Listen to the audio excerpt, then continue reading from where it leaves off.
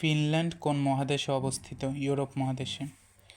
Colombia দেশটি কোন মহাদেশে অবস্থিত? দক্ষিণ আমেরিকা।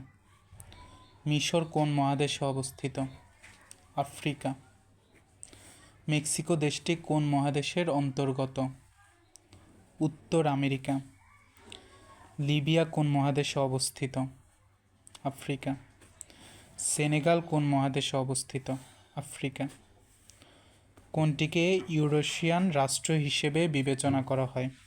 তুরস্ক। পৃথিবীর দীর্ঘতম রেলপথ হচ্ছে ট্রান্স সাইবেরিয়ান রেলপথ। ইস্তাম্বুল শহরটি কোন দুই মহাদেশে অবস্থিত? এশিয়া ও ইউরোপ।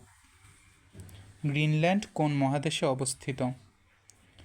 উত্তর আমেরিকায়।